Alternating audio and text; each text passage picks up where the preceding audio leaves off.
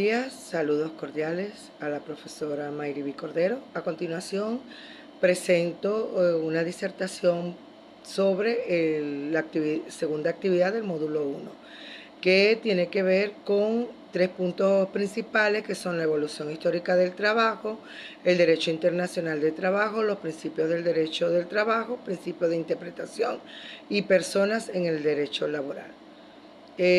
Comenzamos estableciendo de que primeramente el trabajo nace desde la prehistoria, en la época en que los nómadas empezaron a especializarse en el trabajo a través de la caza y de la pesca para tener su propio sustento.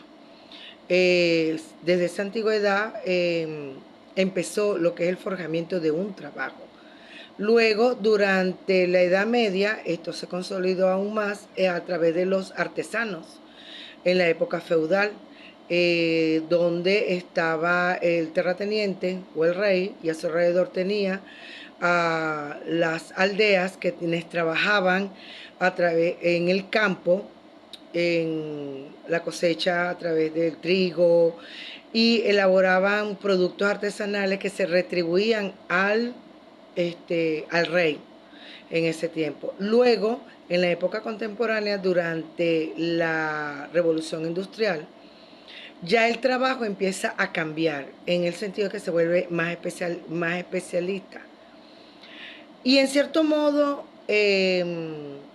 las máquinas que empiezan a surgir, por eso es que se dice que se empieza a especializar, porque ya era específico.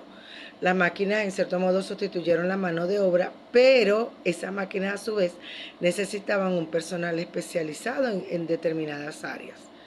Y es aquí donde empieza a surgir las luchas laborales, las luchas por el trabajo, porque hubo mucha mano de obra que fue desechada. Entonces, en esa época empieza lo que se conoce actualmente el derecho colectivo del trabajador, los derechos colectivos.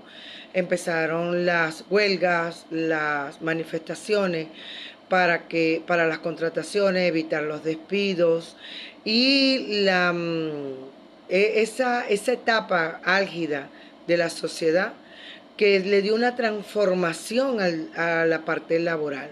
Es aquí que surge durante el Tratado de Versalles, en la época de Montesquieu, empieza a hablarse de esos derechos del ciudadano, y entre esos entra el laboral, el derecho a un trabajo justo, a que se le pague lo justo, y se construye toda una estructura y funcionamiento a través de la Organización Internacional del Trabajo, creada ya de manera, la OIT, más formal, por los años de 1900, para establecer participaciones por ahí por el tiempo ya de 1936. Para esa fecha, 1900 hasta 1936, empiezan a formarse esta organización en Versalles para tratar de empezar a crear esa control, gestión, toma de decisiones de aquellos sindicatos involucrados, organizados, porque ahí es donde se establece entre la primera parte que expliqué de los derechos colectivos a esta parte, cuando el Tratado de Versalles empieza a regularizar y a establecer normas internacionales que incluso están establecidas en los derechos humanos. ¿Okay? Luego empezamos, sigue la libertad del trabajo, nadie puede ser empleado a la fuerza, nadie puede ser impuesto en un trabajo a la fuerza, sobre todo la parte de los niños y niñas, ¿okay? Actualmente existe en Venezuela reglamento sobre eso. El despido masivo, que ya no era como antes, ese derecho que tenía el trabajador de tener esa seguridad laboral, esa estabilidad laboral que consiste en el contrato que tiene el empleado con el que le da su trabajo.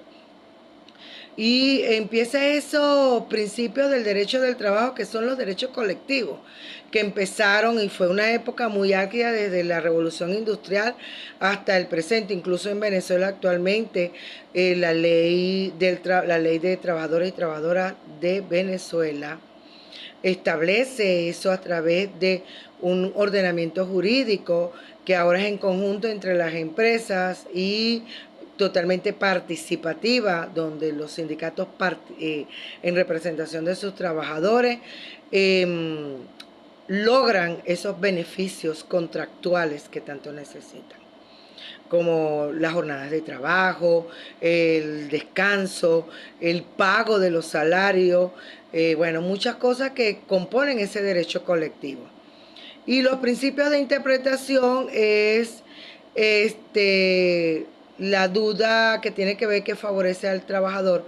Esto tiene mucho que ver porque actualmente hay unas prácticas que se establecen, lo digo también por experiencia propia, a veces obligan a un trabajador a firmar una renuncia. Y resulta ser de que él, aun cuando esté coaccionado o vaya en detrimento de sus derechos, no los pierde. Siempre la ley va a favorecer al trabajador, de beneficiarlo más en su norma, que es lo que más beneficia al trabajador. Y las personas en el derecho laboral, el trabajador es legalmente el objeto del derecho laboral. ¿Okay? No es dependiente, es independiente y siempre por eso se busca su beneficio. Y bueno, el patrono es quien contrata el personal y está sujeto también a unas obligaciones. En fin, esto es un breve resumen. Espero que abarque los satisfechos que pueda la docente la profesora Mayri, que nos está evaluando, y que sea de su completa satisfacción. Muchas gracias, un gran contenido, un tema muy interesante que tiene que ver actualmente con nuestra realidad. Muchas gracias.